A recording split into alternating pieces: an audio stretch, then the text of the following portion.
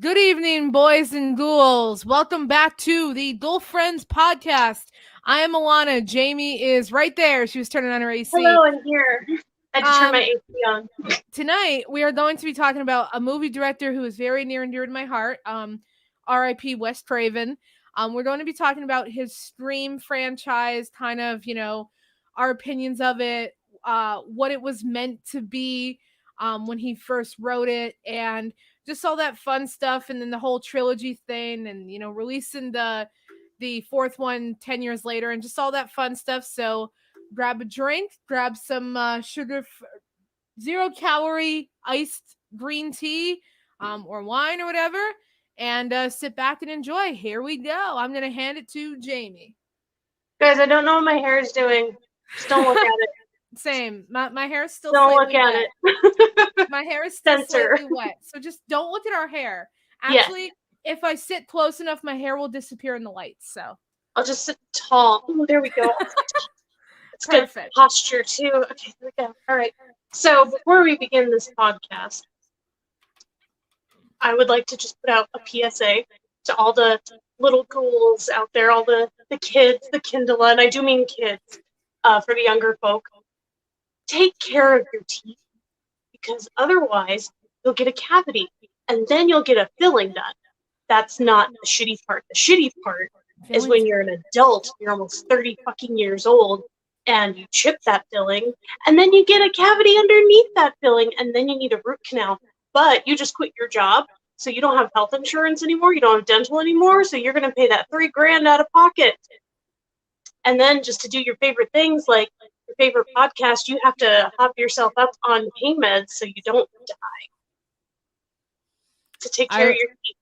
I would just like to put that disclaimer out there that I also have a chipped tooth, but it is my wisdom tooth. So I'm doing nothing about it until I get my aligners. No, because not to get off topic real quick, but I want to explain what I mean. My oral surgeon thinks that if I get aligners, because the wisdom teeth came in straight, but one chipped off, he thinks that pushing them forward would be beneficial. So I would only lose the one instead of all four. So I'm waiting. I'm definitely prolonging that one because I had 2 teeth removed when I was 10 years old, and I don't ever want to do that again unless I absolutely have to. Yeah. And it's just so fucking expensive because it truly is God bless America. Having teeth is a privilege. Truly, I did not want these bones in my mouth, but thank you for charging me an exuberant amount of money for them. But yeah, that's how I got this huge gap right there, because I had a tooth, to be gross for a minute, I had a tooth that was growing up on my gum, and the one underneath it got infected, so they took out both, and that was very brutal and very expensive. So yes, take care of your teeth, or just go to a dentist regularly. I mean, obviously, I would hope most people do, but if you need a filling, just get it done while you have insurance. Oh yeah, don't put it off. You're just gonna fuck yourself over. It's gonna be so painful. I've gone through so many different types of pain in my life, and tooth pain is absolutely the worst because it just radiates throughout your entire fucking head, and when it goes off, I can't even touch this side of my face. Yeah, I can tell you, after getting this done yesterday and all these tattoos, there is nothing that compares to an abscessed tooth. And for those who don't know, an abscessed tooth is when your tooth gets infected and all the gum and nerve ending around it gets infected. You can't eat, you can't drink, you can't eat anything hot, anything cold. You're just kind of existing and living off applesauce and pudding until your dentist decides to do something about it. Yeah, room temperature applesauce and pudding. Yeah, because it can't be hot and it can't be cold. So brush your teeth, floss, go to the dentist regularly. Yes. And if your dentist tells you you need a filling, get the friggin' filling, or I'm going to come to your house with a toothbrush and I'm going to make you brush your teeth. Yes. Because I'm very unthreatening. Oh, yeah. It's just even sucking in too much cold air, it hurts. Oh, yeah. Oh, I'm getting my real life horror. I'm getting my Neosporin for my tattoo all over me. Yeah, you see, so you're in pain from that. I'm in pain because I got a tattoo on my bone yesterday. So I mean, I'll trade you. we're 0 for 2. No. You can keep that. But on to the movie. So I have to My put cat out is there. scratching at the door. Hold on.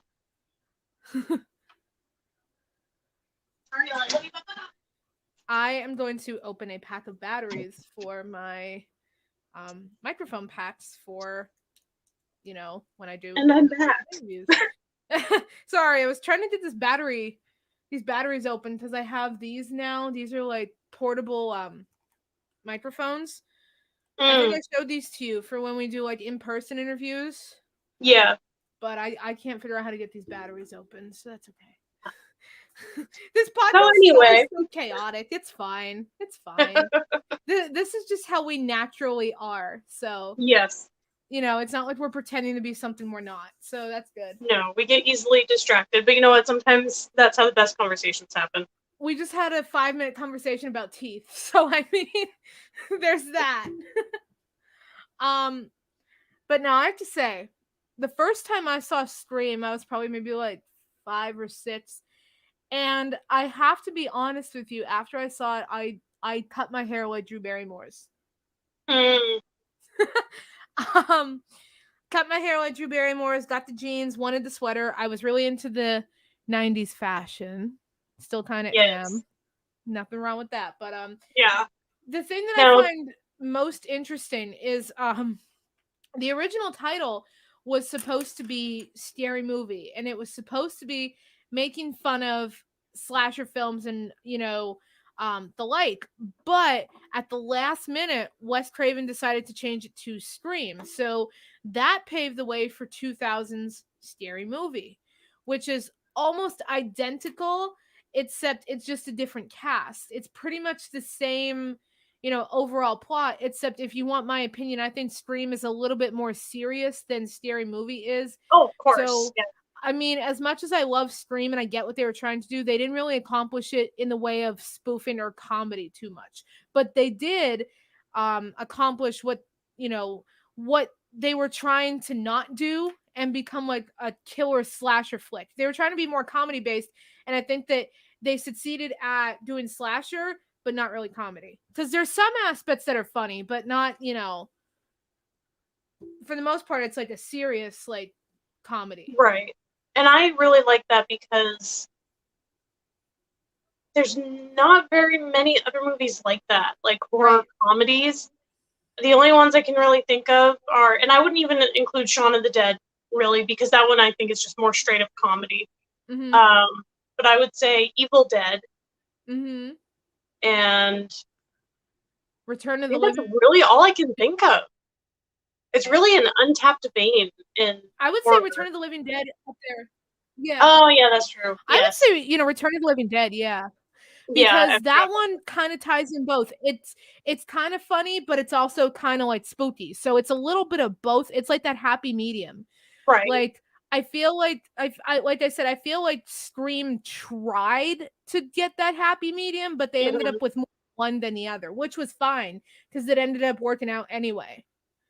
Right. And I felt that the writing was so good and the actors were fantastic. Like, okay, so if you have not seen the Scream movies or the TV show, you need to walk away right now and go watch them.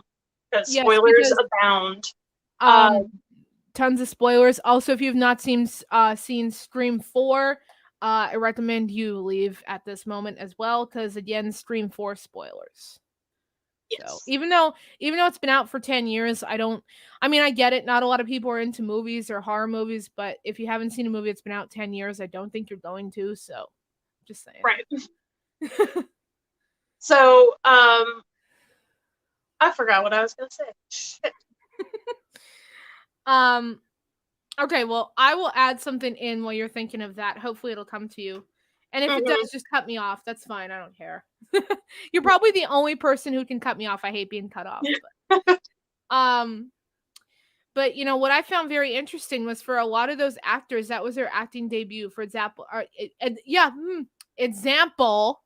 Matthew Lillard, Steve Ulrich. Well, Steve Ulrich was in The Craft, but The Craft came after Scream. Matthew Yeah. Lillard really got his big break with Scream. And the thing that I think I love the most about him was he did almost the entire ending climax improv, because some of that stuff that's in there was not supposed to happen.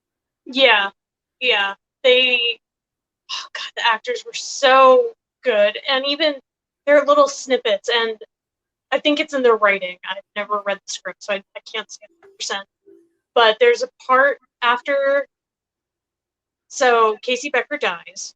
She's murdered. And then all the friends are sitting outside, like by the fountain, and they're talking about it. Right. And Sydney is getting all uncomfortable and stuff. And Stu and Randy are going back and forth. And Stu goes, well, I didn't kill her, or something along those lines. And Billy looks at him and goes, no one's saying you did.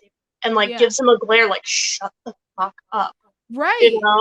And then there's another part right after Rose McGowan's character, Tatum, she's killed in the garage.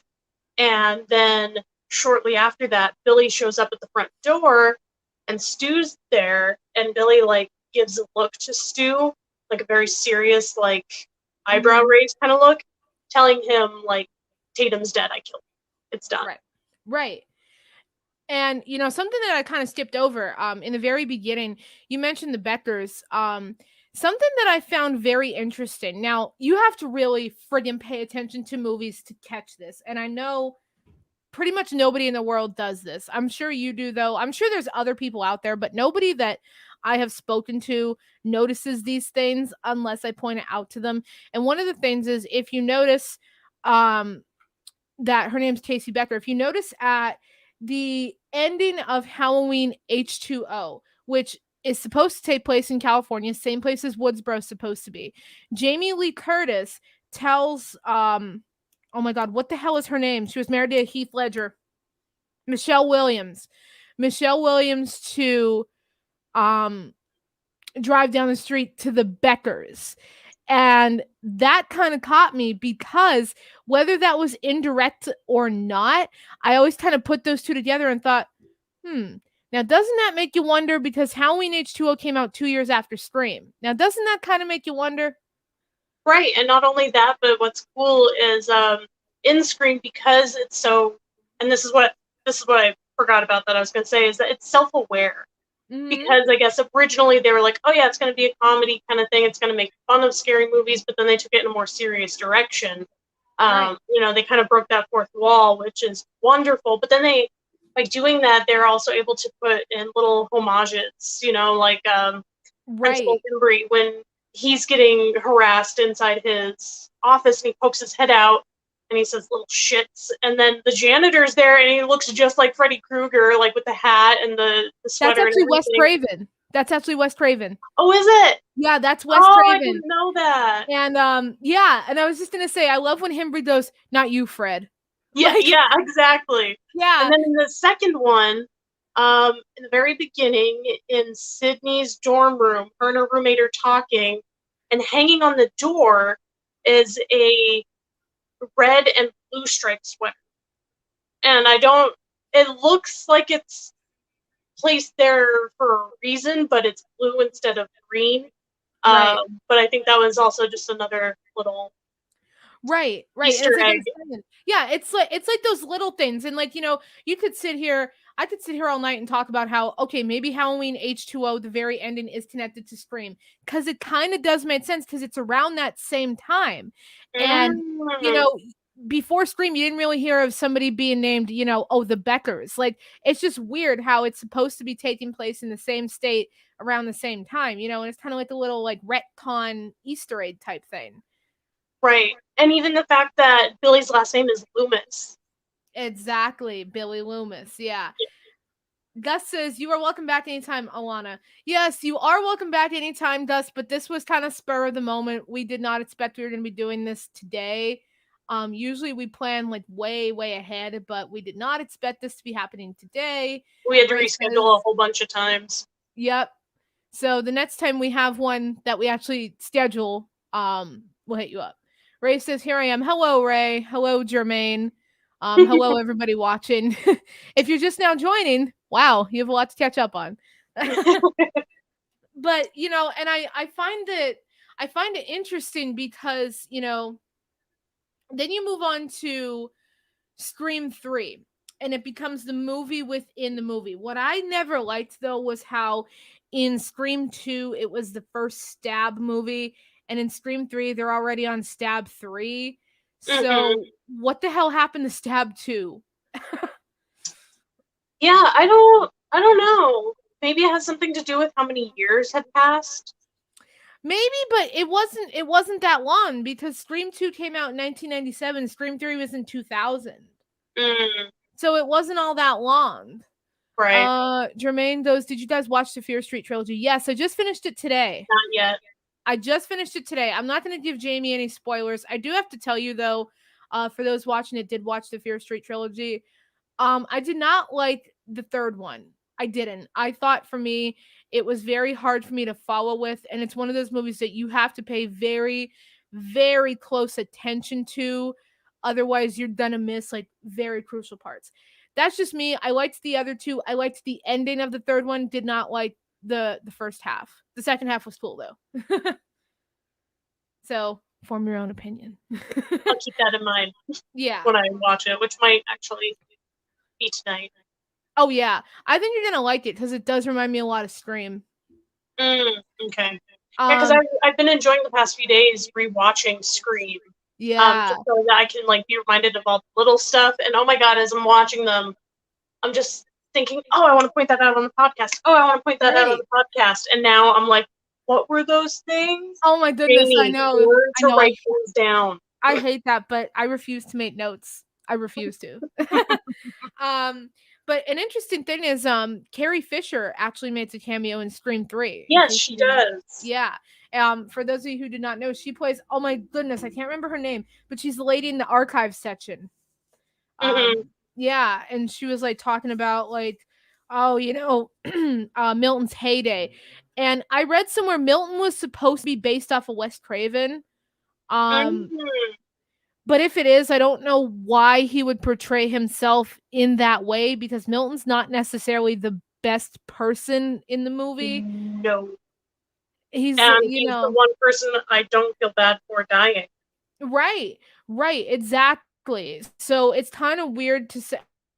I mean, I think that that's just more like a speculative theory, because I don't know what. Because now, obviously, there's things you don't know about people, but I've seen nothing but rave reviews about Wes Craven for his entire career. So I don't think Milton is based entirely off of him. Maybe like the good elements, like the horror heyday and all that shit, but I don't think like the bad elements of Milton are based off of Wes Craven, unless there's something we don't know, which is possible, but I don't think it's based off of him. Right. What's also interesting is John Milton is the one who wrote Paradise Lost, which, if you haven't read, it's an epic poem about the journey through the layers of hell. Is that it? Or was that Dante? I get them both confused because they're both so similar. But yeah, so I found that interesting that they chose to name him John Milton. And the same with what's Devil's Advocate. Al Pacino's character is also named John Milton, and spoiler alert, he's the devil. So I found that cheap. I mean, I think some of these like movie writers and movie directors, I think they kind of like indirectly diss like these other folks, because if you look at Scream is the perfect example. Scream was making fun of everything the slasher genre was not. And what better way to do that? Now, R.I.P. Donald Pleasance, he was a fucking killer, Dr. Loomis, but what better way to throw it in John Carpenter's face that Wes Craven did it first, because he kind of did with Last House on the Left. What better way to throw it in his face than to have the bad guy have the last name of Loomis? I mean, but that's just, going down the friggin' rabbit hole of all those conspiracy theories. Right. Jermaine said, I just watched Shocker again after 20 years. Shocker is good. I have not seen it in a hot minute though either. Have not even heard of it.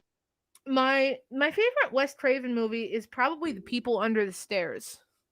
Oh, I love People Under the Stairs. That's Yeah, such a good one.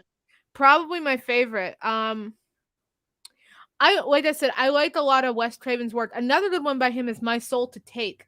That was actually That's a good one. I liked one of that his last one. movies. Yeah. A lot of It was people very don't know about reminiscent it. of Scream. Yeah. A lot of people do not know about that movie. It was one of his last ones. I don't think it was his exact last one, but it was one of his last ones. No, because it came out before Scary Movie 4, and Scary Movie 4 was, I think, his last like official movie that he was directing. I think. Gotcha. I could be wrong. I'll have to look that up. But um, yeah, for those watching, if you have not seen My Soul to Take, I don't know where you can stream it. I have not seen it for streaming. I've only watched it on like the Sci-Fi Channel when it's on around Halloween, but I'm Mm-hmm. sure you could find it. You definitely have to check it out. I definitely recommend it. It's spooky. It's weird. The guy from Bates Motel and Jumper is in it. Matt's is it Theriot, whatever. Um, he's in it, and it's another whodunit. I love it. And with a good twist. Yeah, because you do not see the ending coming. You're just like, what? Yeah. Yeah. What I find interesting about, so especially with Scream 1 and Scream 2, is the actors that you see that are in other movies, in other scary movies together. So you have Nev Campbell and Skeet Ulrich, who are also in The Craft. Mm-hmm. And then I never see Skeet Ulrich ever again until Riverdale. Right. Which is like, maybe he had his own reasons, but my God, dude, you're gorgeous. He looks like the next Johnny Depp when you watch him in Scream. Oh my God. Like, I don't know how his career didn't just like. Oh I my mean, God. maybe it would have. Maybe he, for his own reasons, stepped away. But anyway, in Scream 2, you also have. So in the scene where Randy's in his film class and they're having discussion, there's the guy from Dawson's Creek. Yep. He's in that class. And then also in that movie, not in that scene, but one of the sorority girls, the one with the like big curly hair, they are both in another horror movie called Urban Legend, which is an unknown. So Yeah. I thought that was pretty cool. How I don't know if they did that on purpose or what, but I found it interesting. Right. And, coming back to that, you see also in Scream 2, at the very beginning, you have Omar Epps, who was in Juice, just not even 5 years prior to that. He was in the movie Juice, which I don't think you watched that yet. You still have to. I have the DVD. I can loan it to you. Okay. But he was in Juice, and then you have Jada Pinkett, who if she was in more movie roles prior to that, I'm not aware of it. Yeah. Holy crap. If she was in more movie roles prior to that, I am not aware of it, so I apologize. But that's the first time you really see Jada Pinkett and Omar Epps starring together. And what I find funny is they're talking about a friggin' Sandra Bullock movie. Yeah. Yeah. Oh, Jermaine says Jason's lyric. Yeah, I've never seen it. So like I said, it was kind of like a news to me type thing. I've seen all kinds of movies, but for some reason I don't pay attention to who the actors are in the movie until I watch it for like the 89th time. Yeah. I do if they catch my eye. Like yeah. I just finished watching Scream 4 literally like an hour ago. And Charlie, the whole time I'm watching, I'm like, he looks like Macaulay Culkin. Holy fuck, he looks so much like Macaulay Culkin. And I looked up his little brother. Yo, he's hot. Charlie, oh my God, he's hot. I don't know, like he's cute, but he looks so young. So it's just like cute in a puppy dog kind of way until knife. Blood, Jamie, he's older than you. He's older than you though. He's like 33 or 34. I know, but still, you got that youthful look about you. I'm gonna be like, no, true. That's okay. True, but Macaulay looks good now too. What's he doing? Like, is he okay? Because he had a rough time for a long time. he just had a baby. Oh, As far as I know, he's clean. He looks really good. He legally good. changed his name to Macaulay Culkin. So I mean, mentally, I don't know if he's like all there, but physically, he's doing good. Yeah. Well, from what I Um, hear, his parents were garbage people, or still are if they're alive, whatever.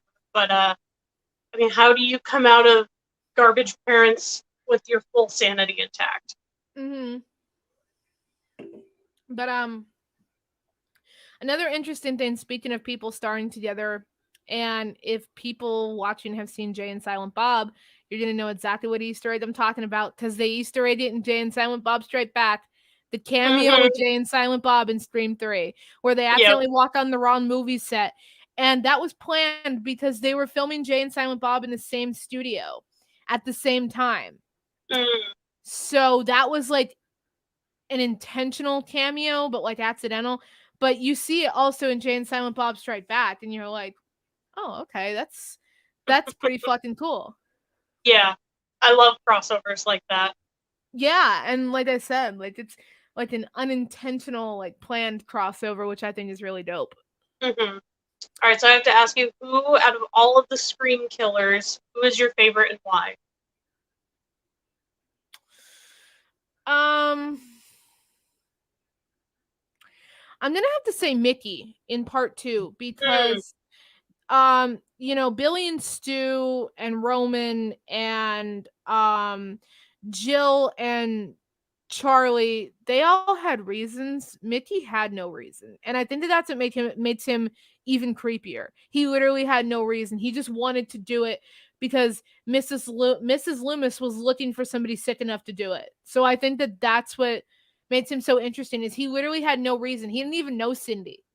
yeah, He didn't even know her. He just did it to fucking do it. So I think that right, that's what makes him so interesting is because you see that he's a horror fanatic clearly, but you wonder like, okay, what's his reason? And then you realize he don't have a reason. He's just doing it to fucking do it.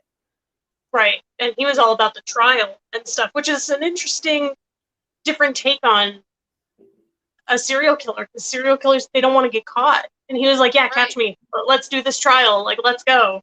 Right. Exactly. As far as, ones that had a motive, I'm gonna say Billy and Stu probably had the best motive because in Scream 3, the whole thing with Sydney's mother being, this big Hollywood actress, and her name was Rena Reynolds, and she disowned Roman and all this shit, and it pissed him off. But it kind of ties into part one because he's the one who gives Billy and Stu the motivation in the first place. And I still say to this day, I mean, in part one, clearly Stu's a fucking psychopath, but I feel like Stu was a psychopath of his environment. Yeah. Billy. Like Oh, it's freezing up on like me. it's up like so what I was saying was Okay. it's clear that Billy is the mastermind and Stu wouldn't do it unless he had somebody else with him. Like he would not have thought about that on his own. Right. Well, it's like Randy said, Stu is Billy's lapdog. Exactly, he was. And I have to be honest with you, I was really sad when Randy died because I loved Randy. And the Oh, thing I that know. the thing that pissed me off was those fucking guys with their stupid boom bots. And they're like on the fucking van, like, bro, how do you not hear that? Mm-hmm. Yeah. Poor Randy. And Yeah, then he right. comes But back for that little bit in the third one in a video, and it's just like, oh, yeah, Randy. oh my And what I god, love about him is he's the guy that gets friend zoned by Sydney. He's in love with her. and What it's is he? The clear, unrequited yeah. love slave of Sydney Prescott, but he's not a creep about it. He's not Mm-hmm. even like Charlie in the fourth one where, he was into Kirby and ended up killing her, and because he was like, you notice me now after 4 years, you bitch, blah blah blah. Like Yeah, like Randy's no. just like, he's respectful of Sydney's feelings and her He's just decisions. like he's just like He's a this good is friend. cool. He's just like, this is cool. She likes to go out with psychopaths. But no, but you get my gist. But Mm-hmm. moving on to Scream 4, um, I didn't like Jill's reasoning. I didn't like her motive. I didn't. I mean, Um, I think it kind of made sense it in did that, make like, sense for the time because it's more right. modern, but I I didn't like her motive, but I like how it kind of backfired on her anyway, because she ended up losing in the end any friggin' Mm-hmm. way. So, but you know, when you move into how she was like, oh, Sydney this and Sydney that, like, bro, please go get help. Like, please. And you know what? Emma Roberts is cool because she was in Unfabulous. She played a girl by the name of Addie Singer, and Unfabulous was like a TV show in the very early 2000s about a girl who was a singer, clearly, because her name's Addie Singer. Um, and it was kind of like a teenage like sitcom type thing. It didn't last long. I think it only got like 2 seasons. I think it ended in like 2004 or five. But that's how she got her start, was with that. So I thought that was pretty interesting to kind of see her all grown up and in a horror movie such as Scream. Right. That and just like her range of Yeah. acting ability. That's why, like, I love that Mickey, who is played by Timothy Olyphant. So who would know that watching that, seeing Mickey's psycho ass character, is going to be the same guy who goes on to play Braylon in Justified, who's like Right. super like reserved and just chill, but also a badass. It's amazing to see the different ranges that actors can do. Right. Right. And friggin', oh my goodness, I cannot think of that guy's name. Jerry O'Connell. He was in Oh, I don't know if it was The Goonies or Stand By Me, but he was a child actor, and he okay. plays Sydney's boyfriend. In the second one, yeah. Yeah. Fuck, what was his name? Yeah. Yeah, him. What's interesting is he looks way older than he is, because in Scream 2, he was like 25 or 26. He looks like he's like 40. Not even to be Mm-hmm. rude. He looks like he's like 40. Um Honestly, out of all of the characters that died throughout the trilogy, the 1, 2, and 3, he's the one that I don't care at all about who died. yeah, I And don't maybe that's either. horrible, but it's like he's the picture perfect cookie cutter boyfriend, and he's a very flat character. He is. He's very flat. Now I do tell you the one death that I think of, like a minor-ish character that I think was sad for me, was Cotton, because he went through all that shit in the first one, and then he was exonerated in the second one, but then he wasn't, because people still looked at him and they thought he was still, a killer.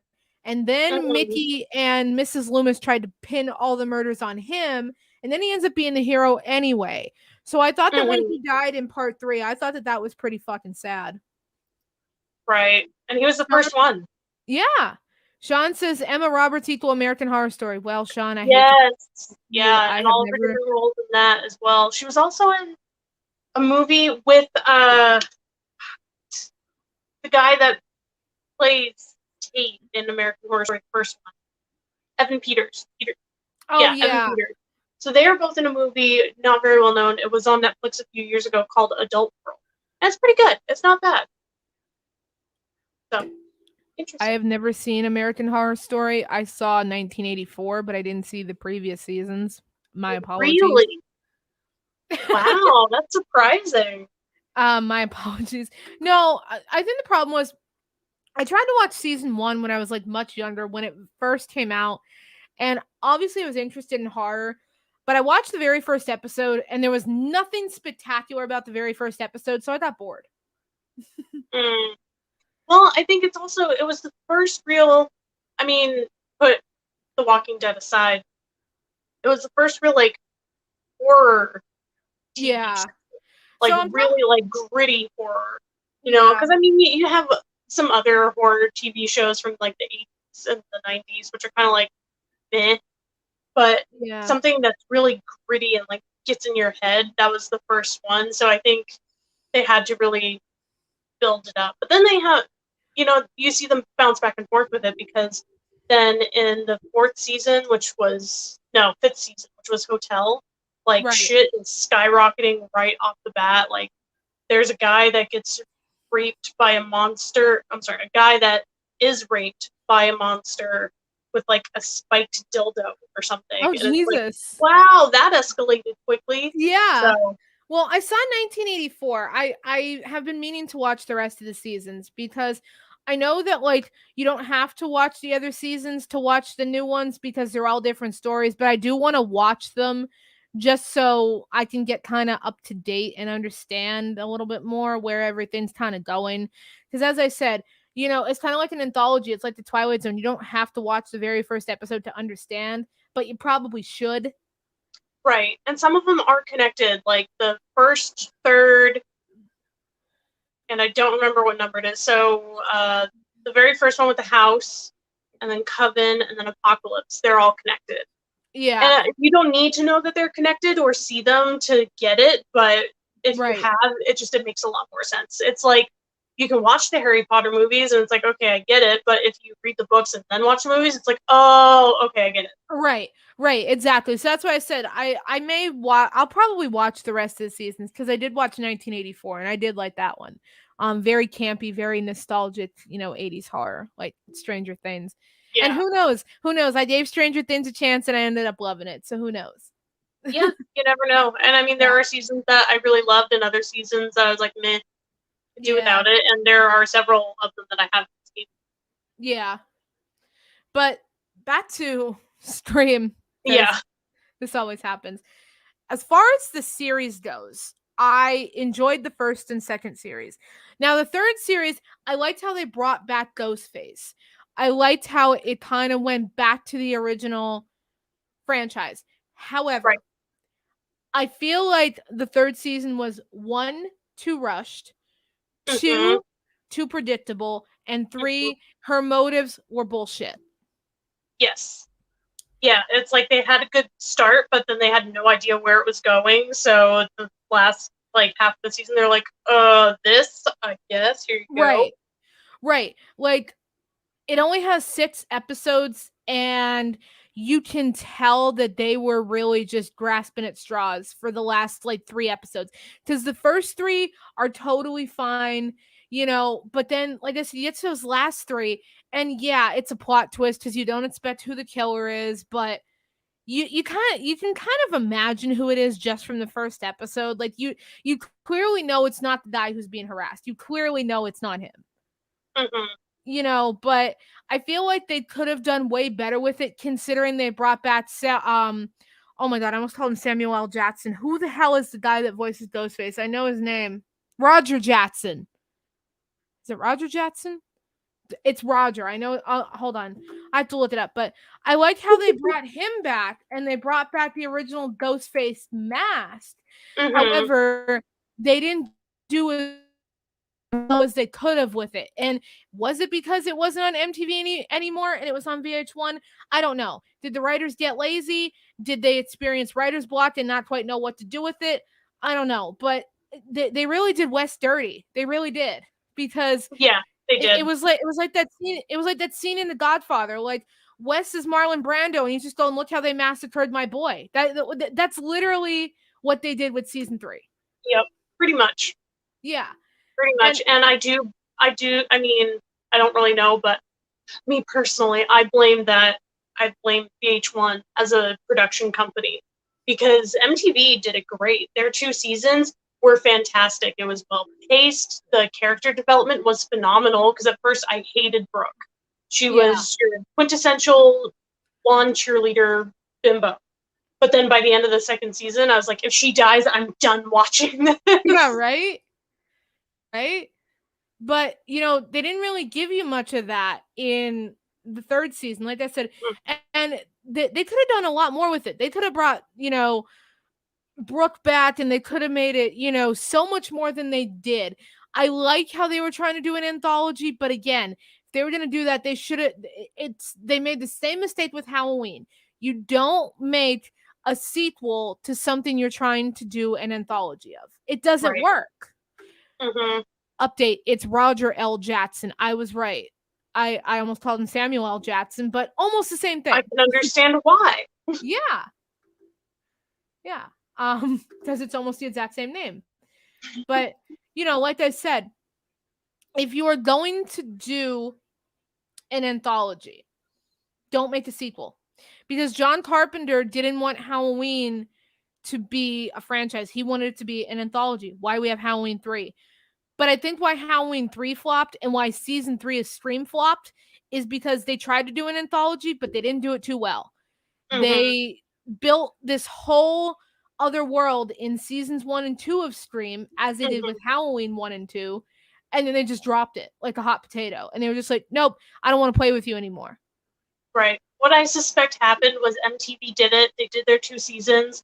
They were very happy with it. And they're like, okay, it's wrapped up nicely. We don't need to continue.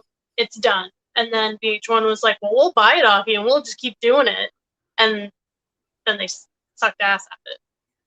Because they did. They tried to do the anthology side of it. And it's like, no, you can't Hang on start just one an second. I'm going to anthology in connect the to my middle of a hotspot. series.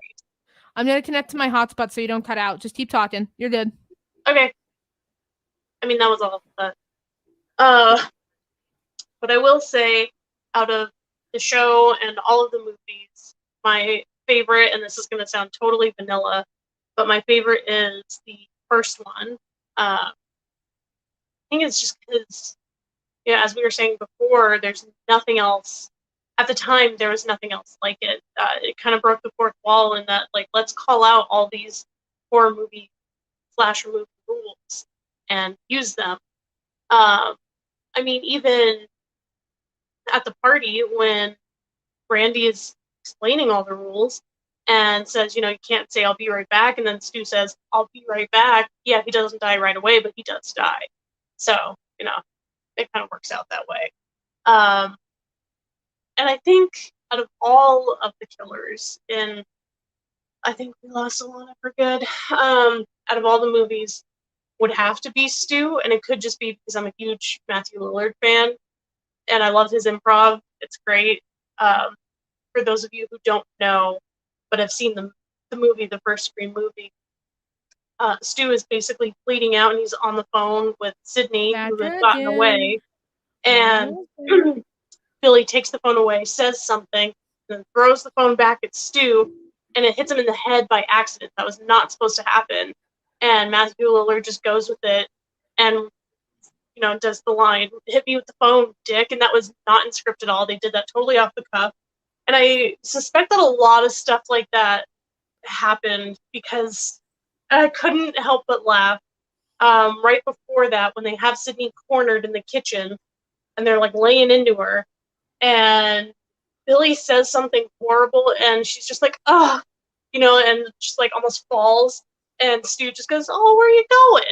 It's just the way he says it. It's just so odd, but so funny, and just the juxtaposition of it. It just, it gives more to that horror comedy vibe. Oh yeah. My apologies, my internet cut out as I suspected it would, but I'm now on my hotspot, so everything should be good. But yeah, no. And the interesting thing was how I always found it funny when Stu goes, I always had a thing for you, Sid, and she's just in your dreams and pushes the TV on him. Yeah. I was like, damn. The only thing that would have been better at that moment is if instead of Halloween on the TV, it was Nightmare on Elm Street. Right. I feel like that would have been perfect. Yeah, in your dreams. Yeah. But it would have honestly, I feel like it would have been better if it was Nightmare on Elm Street 3, like Dream Warriors. You know what I mean? Oh my god. Yeah. That so honestly, I'm probably gonna get hate for this, but that's my favorite Nightmare on Elm Street. Because I think Joey's a babe, even though he's a catatonic schizophrenic in the movie. I think he's hot. Anyway. So out of all the Scream movies, which one do you think holds up the best? Which one do you think, if anyone's going to see any of them, I mean, it's a series, so it's hard to say, like, you can watch it on its own, but which do you think if you had to recommend one of them to someone, which one would you recommend? Well, to be honest with you, if they would take out Cotton Weary's death in the third one, I would say start with the third one because you kind of understand more of the entire backstory, like how Billy and Mm-hmm. Stu got the motivation, how, Billy found out that Sydney's mom was cheating with his dad. So you kind of get more of an understanding of that in the third one. The only thing that doesn't really tie in is Cotton's death because you would have had to have seen the other two to know who Cotton is. So Right, that's true. that's the only bad thing, but I would recommend starting with the first one clearly, but Mm-hmm. in terms of trying to tie up loose ends, I would go backwards. I would go 3, 2, 1, 4 because then 4 kind of makes more sense because 4 in a sense is picking up directly where 1 left off. Mm-hmm. And Yeah. 3, as I said, 3 ties up all those loose ends, It tell Yeah. it, Oh, I love it how they did it. It was a trilogy and the trilogy rules and oh, Oh yeah. ah, Yeah. Oh, oh my god, but I always thought it was funny how like Dewey was shooting Roman and Sydney was like, "Head Dewey." And he was like, "What?" And she's like, "Shoot him in the head." He was like, "Oh." Like, bro, Dewey, like you are the worst cop on the face of movie history. And he was I supposed to know, but be. he's also my favorite cop ever. Yeah, yeah, honestly, but he's Deputy not Dewey. he's not good at his job. But I like how Randy calls him Deputy Dewey Boy. Because Mm-hmm. Tatum called him that in the first one, and then Randy calls him that in the second one, and I was like, good to see that picked up. Tatum Yeah. started a trend. The thing I didn't like though was they kind of avoided what happened to Tatum in the second one, and then they brought it up again in the third one. But the thing I don't like is the scene in the trailer is so short that you don't really understand what's going on because the security guard's like, just making sure there's not a psycho here waiting to whack you like you did your little sister, which Mm-hmm. again, you would have to watch the first one to know that. However, I feel like if they took Scream, right, and they put the ending of 3 in the beginning of part 1 and the ending of part 1 in the ending of part 3, it would all make sense. Yeah. Well, I think it's just if you're gonna watch the movies, you have to watch 1 through 3 consecutively, Yeah. like within 48 hours, so that you Yeah. catch every little thing and you understand everything of like why and what's going on and how all the Yeah. characters are connected. And then move on to 4. Right. Because 4, Because I mean, it's kind of mhm. it's them bashing remakes, which I love because some remakes are fine, some remakes are good, Right. but it came out during a time when they were doing so many horror movie remakes Right. that it was just like, all right, you guys gotta stop, like for real. Right. Right. Exactly. And Because it says, don't mess with the original. right. She's like, yeah, the first rule of remakes, don't mess with the original. But, Mm-hmm. I always thought it was funny how at the very end, which again, if you have not seen Scream 4, now would be the time to exit stage left. We love having you here, but we also don't want to ruin these experiences for you. So we're doing it out of Yes, love. But make sure right. you keep tuning in. But oh my god, yo, we actually lost a viewer right after that. So somebody has not seen Scream 4. Um, but anyway, I always love at the very end where Sydney's like, "Can I just have one last word?" And Jill's like, "What is it, please?" And she just goes, "No, clear." And Jill's like, "Clear?" And then she just goes, "Clear." Yeah, I loved that. I was like, dude, I like that. yeah. I love wit. It's good. Yeah, It's good shit. yeah, But you know right. what's interesting is the very first Scream movie I ever saw was the second one. So when they're Really? talking about Billy and Stu, I had no idea who the fuck they were talking about. Mrs. Loomis, who the fuck is Mrs. Loomis? Yeah, You right. know, and so it really made no sense to me. And then when I went back and watched the first one, I was like, oh, well, now I know who the killers are. This sucks. Yeah, But I still now really, really enjoyed it.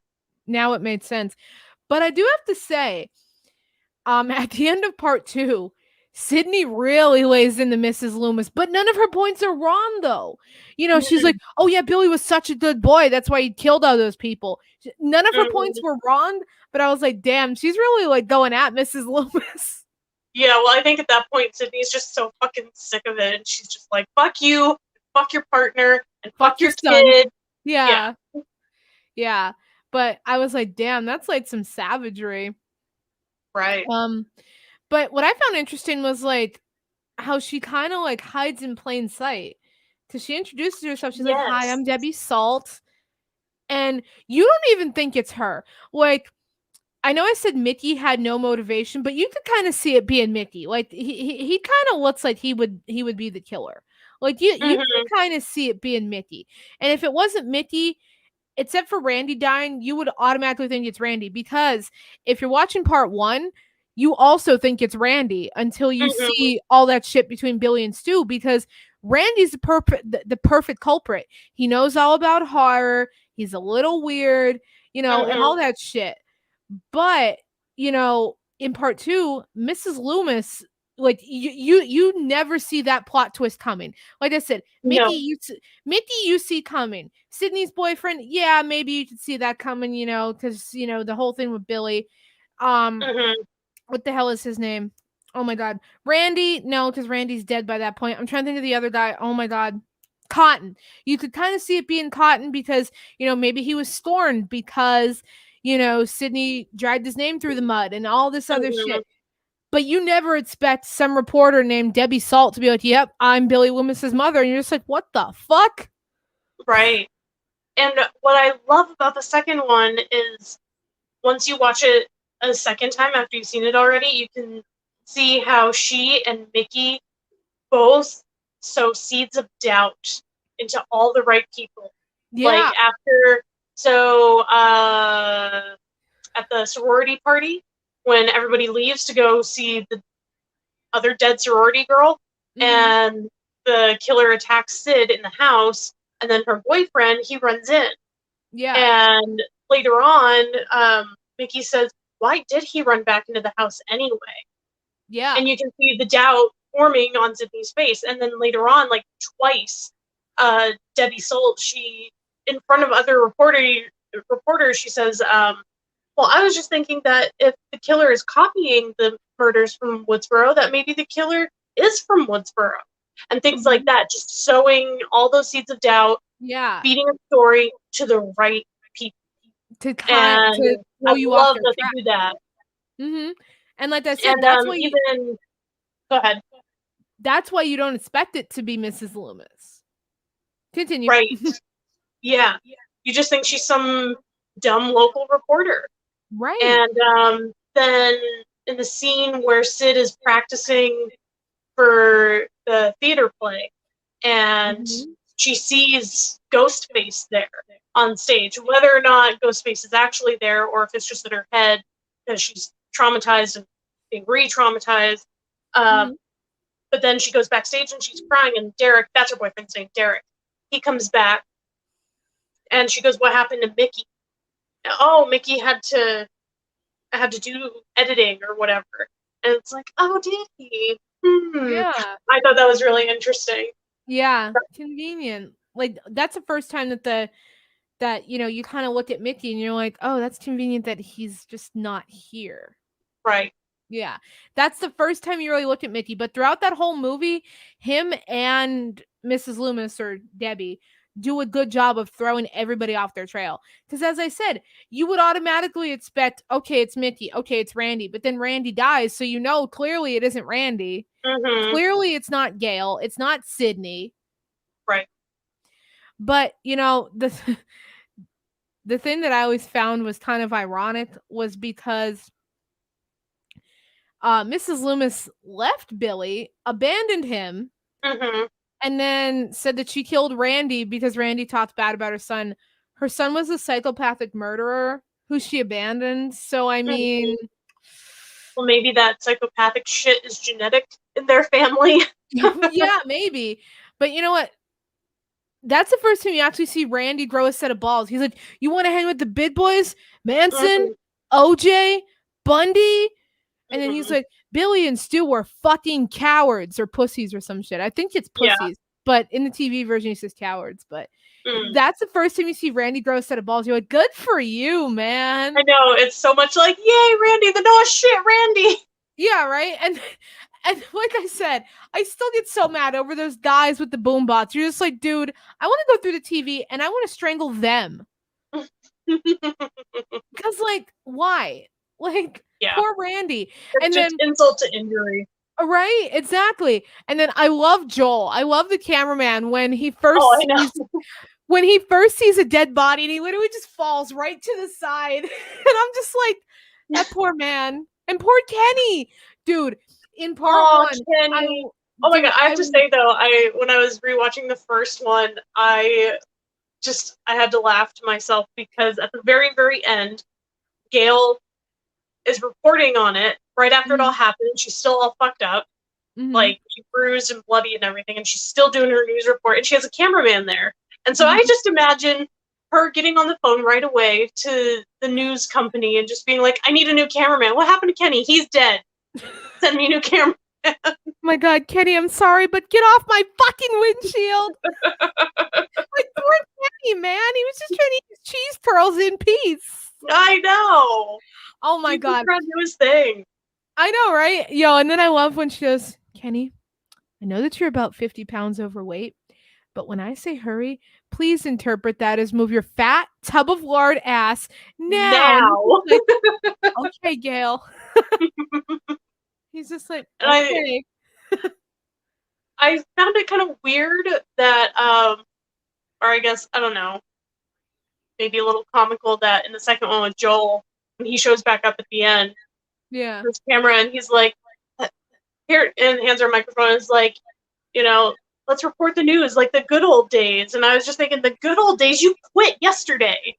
What are you talking about? You quit yesterday after you hit the ground after seeing one dead body. Yeah. Oh my goodness. But yeah, honestly I love Joel though. Like I loved Kenny, but I love him because he's just like, oh hell no, I'm out. Yeah. Like he literally sees that, he's just like, I'm out of here. I don't get paid enough for this. Fuck this. You're on your own, Gail. Oh, and then I should have read your book, I know, but your last cameraman was gutted. He wasn't gutted. His throat was cut. Oh my god. I only added that for pure shock value. Yeah. I made that up. Yep. But oh my god, and then I fucking love when Dewey first sees Dale for the first time again in part 2, and he just goes, by the way, nice streets. I'm just like, dude. And can we talk about her bangs in part 3? Woof. Dude, like, what was that? Like, it looks like she had a mental breakdown at like 3 a.m. It was just like, yep, okay, what's good? Not that that's maybe a bad Gail thing. had a moment of crisis and did her own bangs. Been there, done that, but but I mean, that's the first time we kind of see, whoops, crisis time. Yeah. But there's just so many like little jabs, and then I love when Randy and Dewey are in the cafe, and Randy's like, "At least you did David Schwimmer." Like when they're talking about who's gonna play them in Stab, he's just like, they cast Tori Spelling to play Sid, they cast Joe Blow Nobody to play me. At least you get David Schwimmer. Like he's so calm after. He's just like, at least you get David Schwimmer. Like, dude, Randy, they need to stop doing you so dirty. I know. Poor guy. I know, right? One character I really did love in the third one was the girl that was playing Gail in Stab 3. She was just spunky and adorable and funny and sassy, and I really liked her, and I was bummed when she died. Yeah, right? She's like, it's worth $2,000. You gonna help Gail Weathers or not? Like, she's so cocky that it's actually funny. Like, I love it. But oh my god, and then at the very end when she does die, I'm the killer, Gail's the killer in Stab 3. Yeah, right? And then she's like, Like she just had to get that out before she died. Yeah, right? Right? And then she's just like holding a cigarette. She says, I haven't had one of these in a year and a half. Somebody's going to pay for this. And then I love when Gail slaps her and she's just like, my lawyer liked that. And Gail's just like, not as much as I did. I know. And the way she said it too was so perfect. It was just, my lawyer liked that.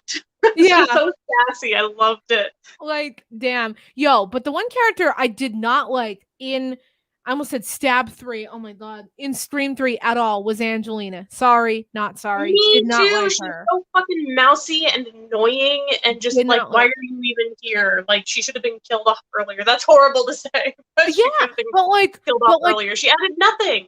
Right. Like, what I hated was like when the house exploded and they're all at the bottom of the mountain and they see Ghostface and then she's like, oh my God, he was in the house. Like, dude, clearly he was in the fucking house. Mm-hmm. Clearly. We were all there. We all saw it. You all know he went back in. Clearly, we know that. And at first, you think she's Ghostface. And I'm not going to lie, because why would she steal that costume? She's like, well, I figured since there's no movie, they wouldn't mind if I took some souvenirs. Well, the thing is, it wasn't just the costume. It was also, if you look, it's also the voice changer. Yeah, but like... which makes it extra suspicious. Right. And I don't know. You kind of feel like, maybe it was like a Scream 2, but, they kind of dropped that idea last minute because it would made sense if it was Angelina and Roman, because they had said that Angelina had slept with Milton to get her part. Mm-hmm. So it would kind of make sense if, they both had a grudge against Milton, because clearly Roman's reasoning was because of the party that happened, which is how Roman happened. So that would kind of make more sense, but I wonder if they dropped that last minute, because everything in there, you can kind of suspect Roman from that scene where Candy gets killed when she's like doing the script reads and she's in the studio and she gets killed. There is where you kind of suspect Roman already, but you kind of suspect Angelina too. Right. Which I think would, again, make sense because, they said she slept with Milton to get her part. So one thing that bothered me that they never, it's a loose end that they never tied up, it was a very small thing, was that Roman faked his death, right? And Gail found him in the coffin in the basement. Right. She checked his pulse. Right. And she said that he was dead. So did she just like not get his pulse correctly, or was it a fake? Because movie magic or whatever, or like what the hell was that about? Unless now this is a long shot, but again, I wish they would have tied it up. Unless he had like a mask of his face and he put it on one of the bodies that was already down there. Now that would be the most logical answer because they're already dead. They're not going to have a pulse. But again, they don't really tie that up, and I really wish that they would. I mean, it's too late now, but I wish they would have. Right. Because it's just like, okay, so how did he pull that off? They tell us everything else, but it's like, okay, how did you play dead? Right. With a pulse. Right. Like, how's that possible? Unless, because you see it. She only touches him for a split second, though. See, like, you have to like really hold it there to get the pulse, and you have to wait until you find that heartbeat. She just touches him for a split second, so maybe that's how she didn't get it. But and they say how in trilogies the killer is always superhuman. Can we talk about how Dewey and Gale are fucking superhuman? I know. Well, Cotton says it perfectly at the end of the second one. Gale, you have more lives than a cat. Yeah, and it's so true. Yeah, like, and Dewey too. How many times has that poor man been stabbed in the back? Literally, that poor guy, he gets stabbed in the back. But you know what? Honest to God, like, and Dewey tumbles down the stairs. Dewey gets shot. Dewey gets stabbed. Gale gets shot. Gale gets stabbed. What the fuck? Yeah. But they made fun of it in the first one where Billy goes, I thought she was dead, and Stu goes, she looked dead, man. Still does. Still does. Yep. Like, damn. Oh my God, I love Billy and Stu together. They're so fucking funny. I know. Or like right after that, when Billy has the gun to knock out Gale, and he says, "This is Gale Weathers signing off," and Stu looks behind him to say something to Sydney, and then he goes, "Houston, we have a problem," and Billy's just like, "What? Like, Yeah. what now?" Yeah. And then, and then I fucking remember, I fucking love when Gail goes, "Guess I remember the safety that time, you bastard." Yep. I always love that. She's just like, "Bastard." And I'm just like, man. But yeah, like you were saying, Billy and Stu, perfect comedic duo. Seriously.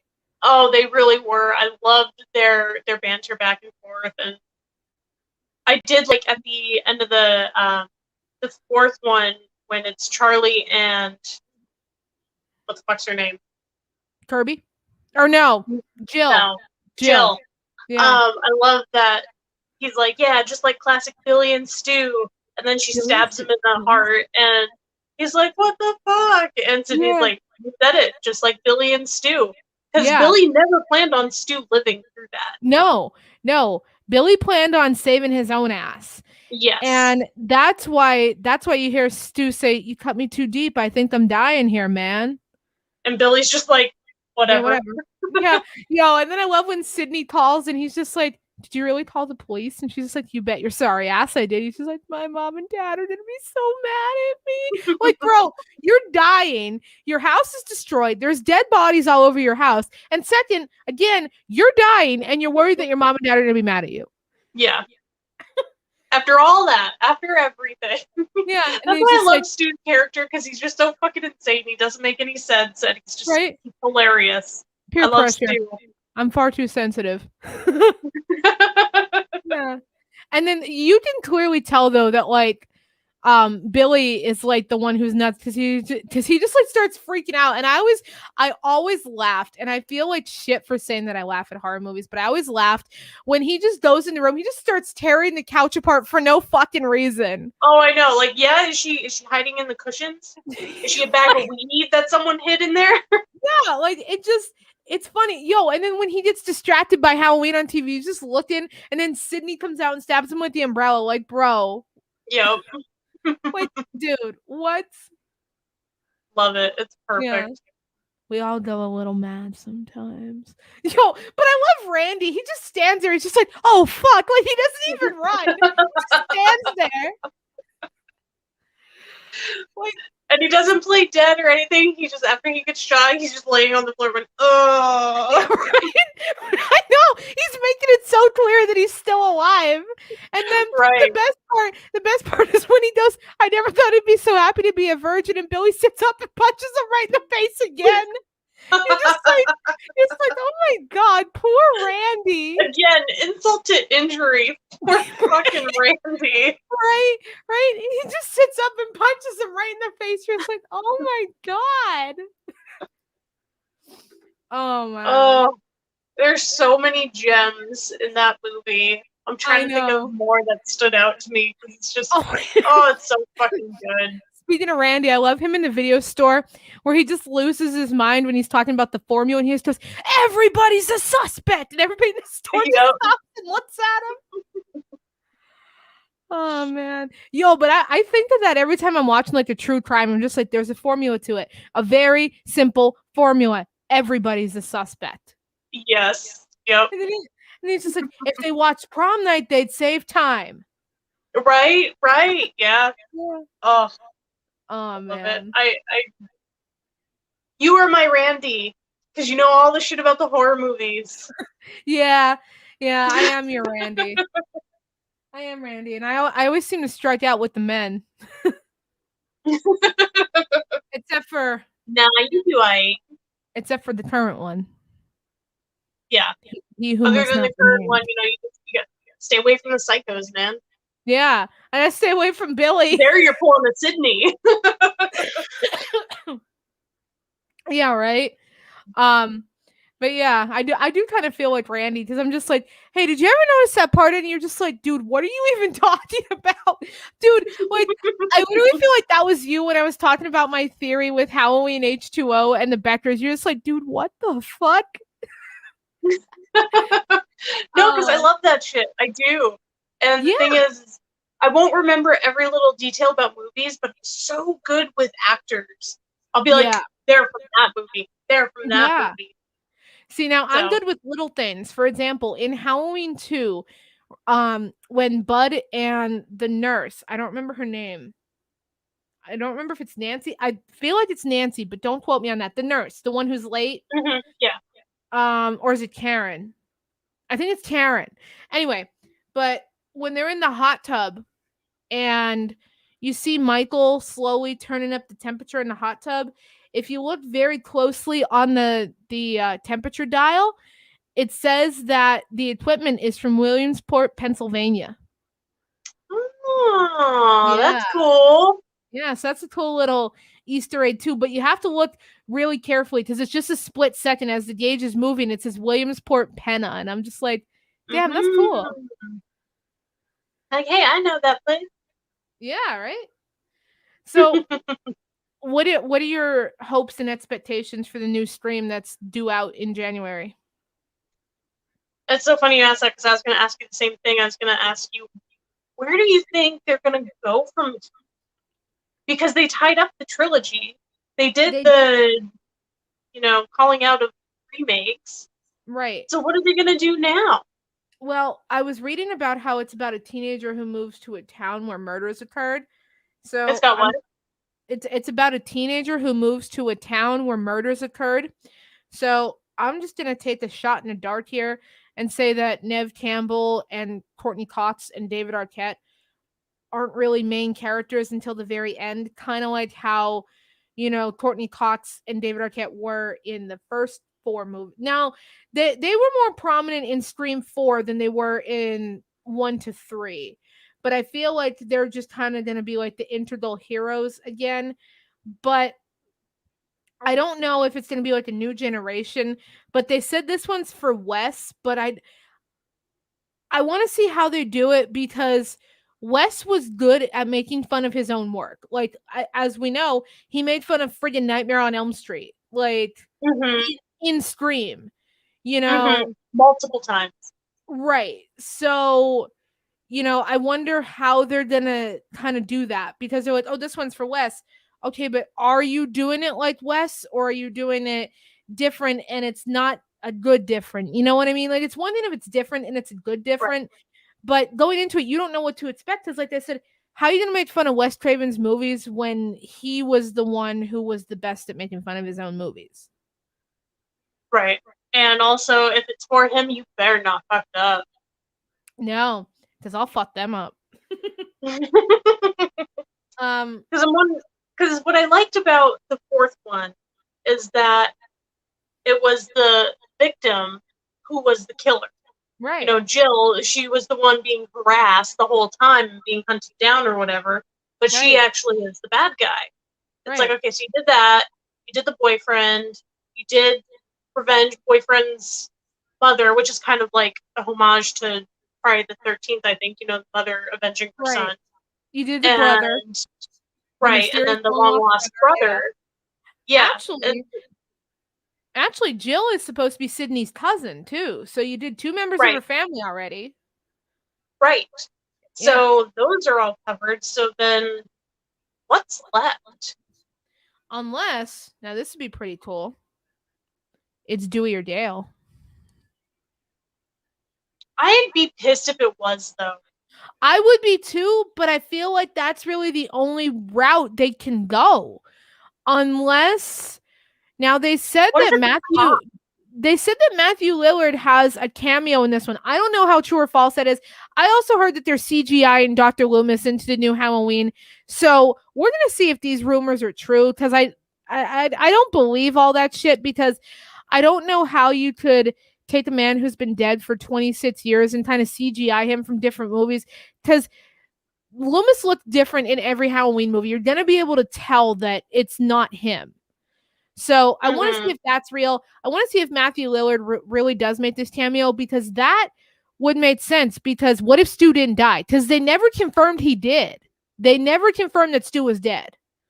Billy, you knew, was dead. That's true because in the second one, when she's facing off Mickey, she says, "You're forgetting one thing about Billy. he says, "What's that?" And she says, "I fucking killed him." Right. But she doesn't say anything about Stu. No. I mean, you would think if the TV fell on him and he got electrocuted, he would die, but there's plenty of people that live from electrocution. Right. So they never confirmed Stu was dead. You knew Billy was. That you knew. But you didn't know if Stu was, because they never confirmed that.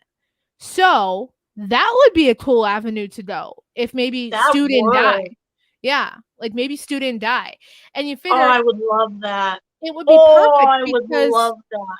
It would be perfect because they could say, "Oh, well, Stu lived and he pinned everything on Billy to take the heat off himself, so that nobody knew he was a psychopath." It would make sense. Well, no, I don't think it would be that he pinned everything on Billy, because, I mean, everyone else is alive to testify against him. Right. But what if he was in a coma? Right. But Billy's dead. Right. So you could say, "Oh, well, you know, something, or he could do the insanity plea." He could have so many ways around that, because now that would make the most sense for the new one. I doubt they're going to do that. I will be highly shocked if they do, but I would love to fucking see that. Just be like, "Oh my God, Stu's not dead." Oh, that would be so good. They said also, just because I love Matthew Lillard. Right? And his character. They said that he made a cameo in Scream 2. I have yet to see him, and I've tried to pay attention. They said that it's at the sorority party that he made a cameo. It's like a split second of him. I'll have to look into that. Yeah. Yeah. Another thing that they could possibly do for the 5th one is something that they hinted at in the 3rd one was the investigator, the cop, being the killer. Yeah. Because Sydney was suspicious of Kincaid at first. So what if the person investigating it is actually the bad guy? Yeah, and not just Kincaid, but in the first one you see the chief, and there's a split second where he throws a cigarette on the ground and he steps on it and he's wearing the same boots. Oh yeah. And even Dewey is a little suspicious at one part when at the party, he says to Gail, like, "Do you want to go for a walk?" Yeah. In the dark. Yeah, and then there's the part where after Ghostface, which we now know was Billy, attacked Sydney, and he's just, "Sup, I found this." And he's just at the door holding the fucking mask like, "Dewey, what are you doing? You're making yourself look so bad." Yeah. He's just like, "Sup, I found this." Like, dude, what? Like, I mean, that's why I love Dewey, but you're just like, what? Yeah. But no, I feel like that would be super cool. And, you know, or it would be cool if Kincaid teamed up with Stu. Now that would be a twist. Why would he, though, do you think? Well, maybe it would be like a lover's scorn, because you can clearly tell in part 3 Kincaid has some kind of attraction towards Sydney and she just dubs his ass. Yeah. So maybe it's like the lover scorned and Stu's trying to exact revenge for killing Billy. Right. So I just looked it up. It does now, like I said, unless it's a cameo, it doesn't look like Matthew Lillard is in the 5th one. But if anybody can get this to the people who make Scream, please do. We want to see a Scream sequel where Stu comes back and they tie up that loose end. Please confirm if Stu is alive again. We do, but only Matthew Lillard Stu. Please do not recast him. No. Please. If it's not Matthew Lillard, then Stu is dead. Yep. Speaking of Matthew Lillard, also loved him in Scooby-Doo, but I think he was way better in Scream. Well, he's another one. His range of acting is so good. Yeah.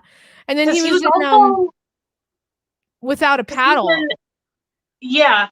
He was in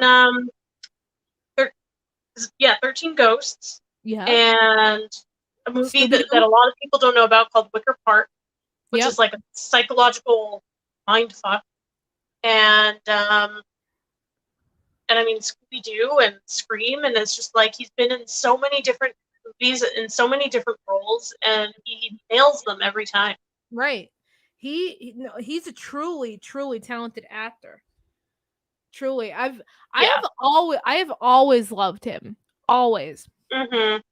Um, and I don't think now. Obviously, Casey Kasem is the best Shaggy in Scooby Doo. However, when it Yes. comes to terms of live action, by that point, Casey Kasem was much too old to play Shaggy at that age. I think Matthew Lillard is the perfect live action Shaggy. Yeah. In terms of cartoon Shaggy, Casey Kasem hands down. But Right. live action, definitely Matthew Lillard. Definitely. Yeah. Do But we know when Scream 5 is set to be released? January 14th, 2022. Ooh, okay. Okay. Oh, Yeah. fuck, I can't wait. I It's know. seriously my favorite horror movie franchise. And I love movies like Aliens Yep. and Terminator and oh god, there's so many good ones. But Scream, for whatever reason, I don't know if it's just because like I kind of grew up with those movies and I Yeah. can see all the different times and how things change and progress and how the movies grow with the era. But oh god, I love it. Well, I mean, if you want my honest opinion, I think Scream's a little bit more obscure of a franchise too, because you don't really see much Scream merchandise. It's all Nightmare on Elm Street and Friday the 13th and It and Halloween, which all wonderful movies, but the only time you ever saw, excuse me, anything with Scream was when Scream 4 came out and they released the Ghostface animatronic, which I had. I don't know where it is, Hmm. but I had it. But that was really the only Scream merchandise you saw, you know? Right. So I feel like it's still even to this day, it's been out for 25 years and it's still like kind of under the radar, like in terms of Right. movie franchises. And it's right up there with Disturbing Behavior and The Faculty. Yeah, they may have cult followings, but they're still under the radar. You only hear And they're about so really good. exactly. You only hear about the big four, really. And the big four: Halloween, It, Nightmare on Elm Street, Friday the 13th. Sometimes Chucky, but Chucky's only in Mhm. more recent years. That's only in like the last like 2-3 years. That it got really, really big Yeah, because of the yeah, remake, yeah. which Prior, was eh, you're right.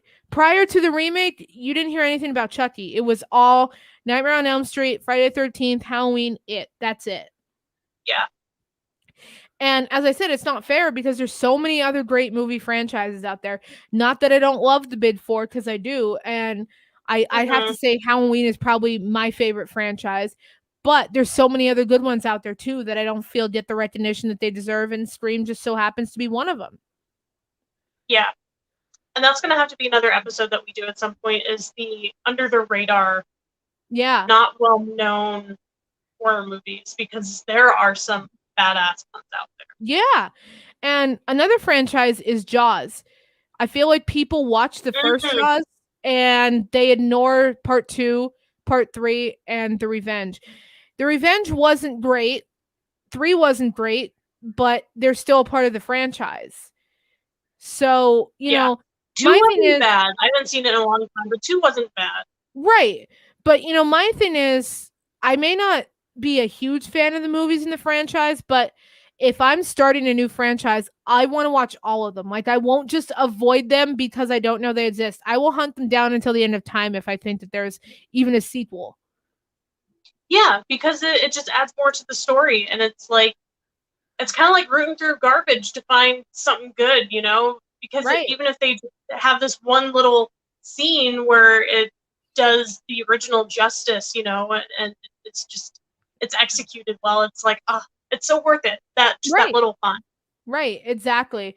And back to like the remake thing, the one remake that I think had a lot more potential to keep the franchise going was Friday the 13th. And I Hmm. was very stunned that they didn't keep going because Halloween did, clearly Scream did. So Nightmare on Elm Street and Friday the 13th just kind of dropping off the face of the planet after 2010. That was kind of shocking. I'm not even gonna lie, because I would have liked to have seen a remake of Dream Warriors. Like maybe a modern day, you bring back oh my goodness, what is her name?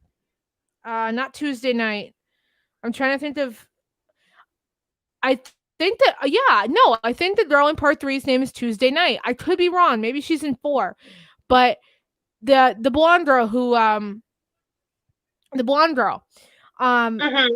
and it's not Heather Langenkamp, but I feel like if you would have brought her back and Kincaid and Joey for like a 20 years later type thing, like with Halloween, that would have been fucking dope.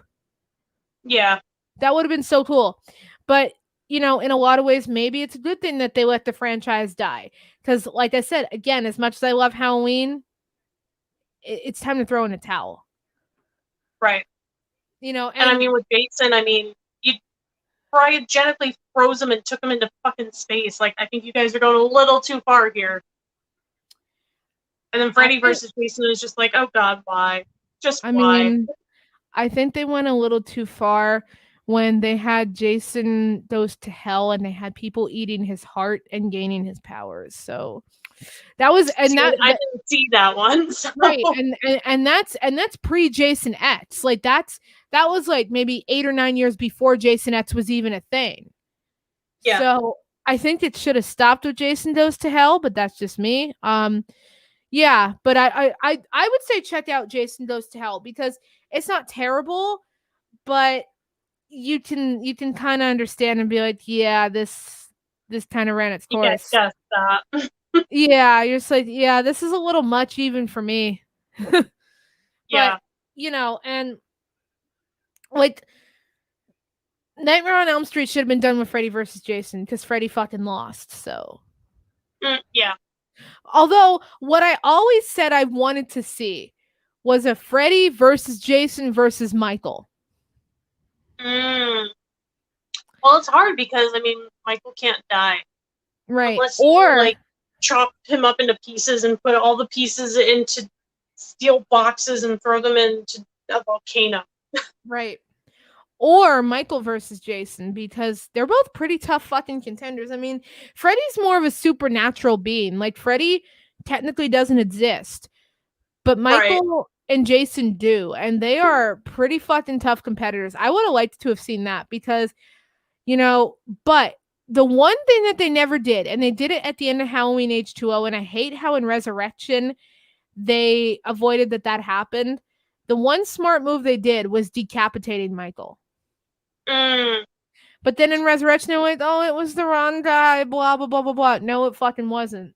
You're just pretending that didn't happen so you can make another movie.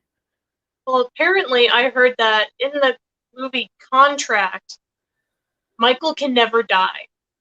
Ever. So, yeah, because he's under the Curse of Thorn. However, if you see the very controversial producer's cut of Halloween 6, it's not super controversial, but it kind of is if you mention it. There are some touchy topics. Have you seen Halloween 6? Not in a long time.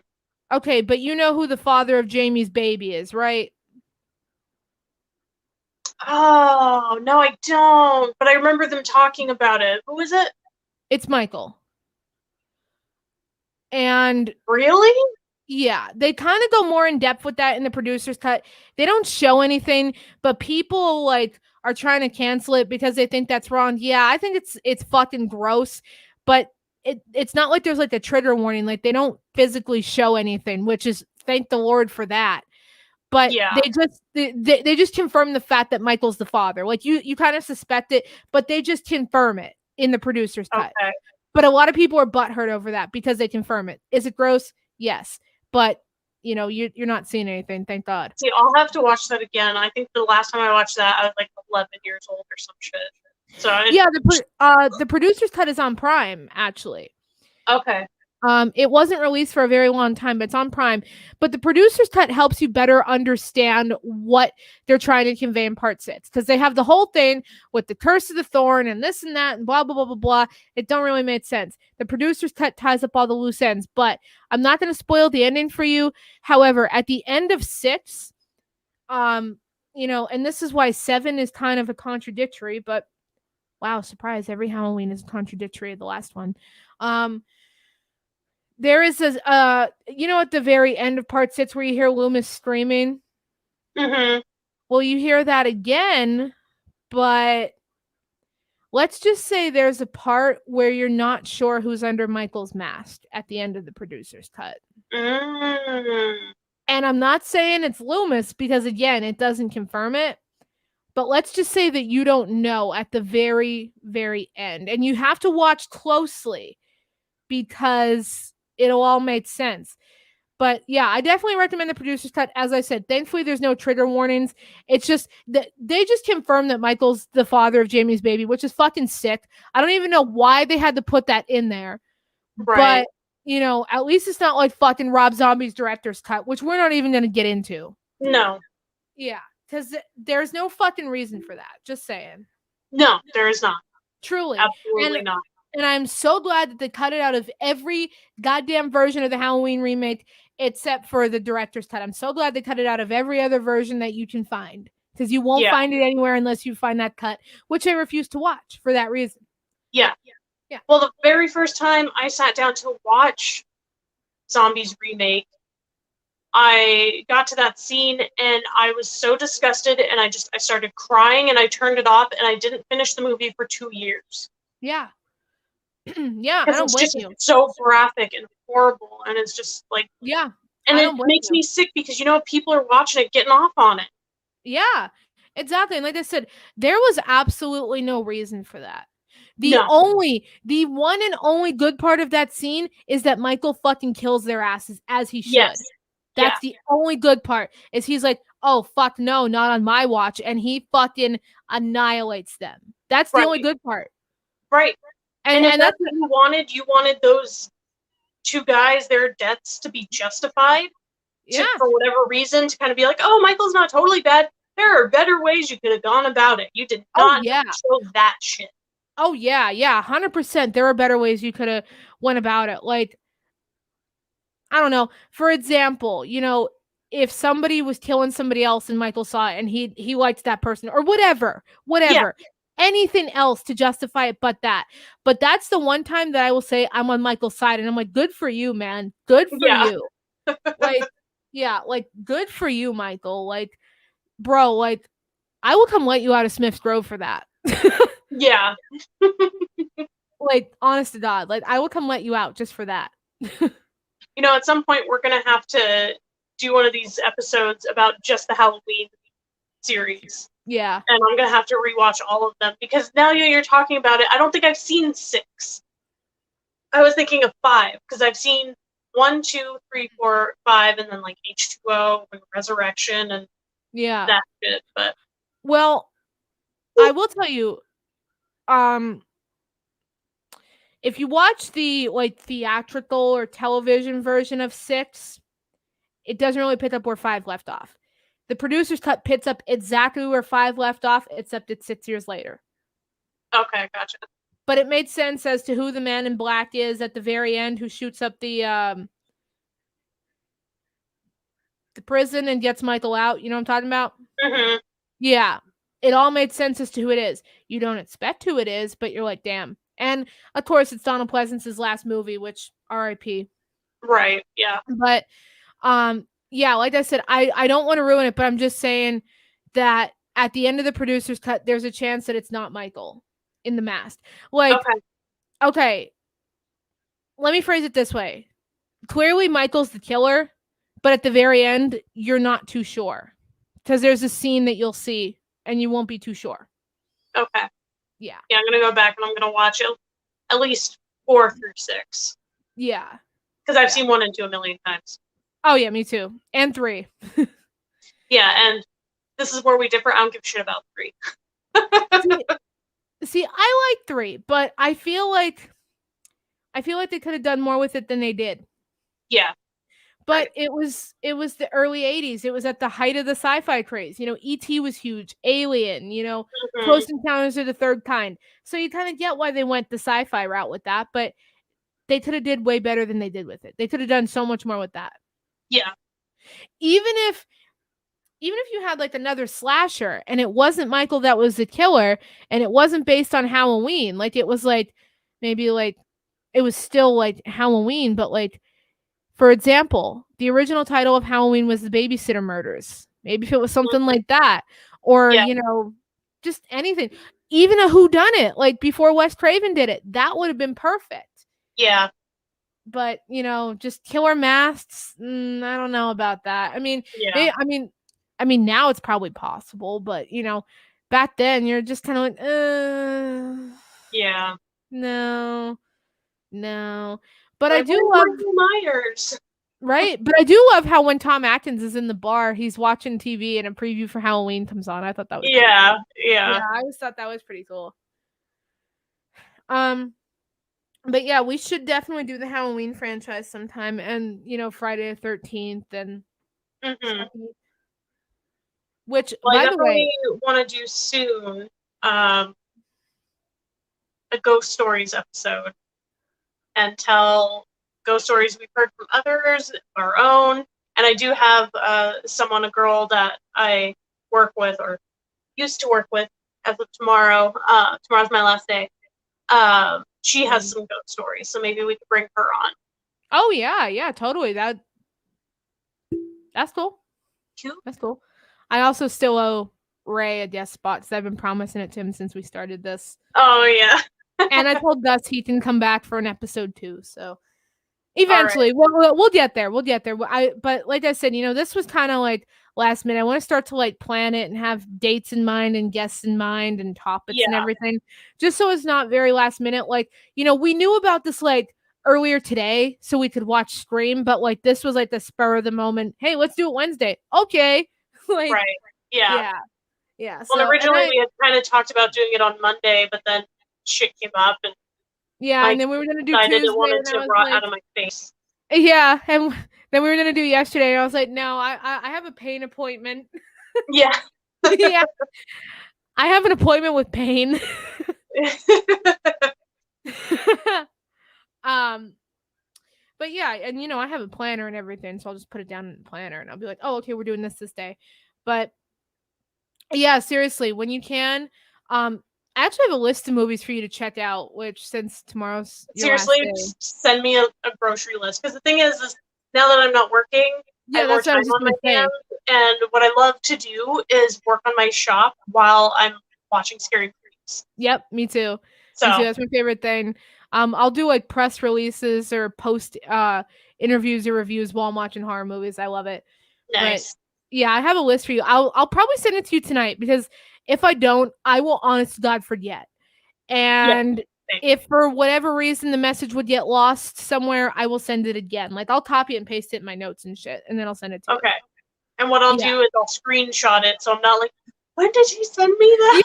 Yeah, exactly. Because like, dude, and it never fails. Because I'm always like, wait a minute. Okay, so I said, oh, okay, that's when I said that. Because like, I know you're the same way I am. Like, I'll respond hours or sometimes like a day or two later, and I'm like, what the hell were we even talking about? Yeah.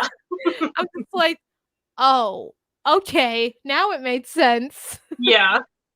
But yeah, so I'll do that because there's a lot of really cool ones that I think don't get enough love. I saw one on Prime, and then I'll let this go because we're almost at 2 hours. um,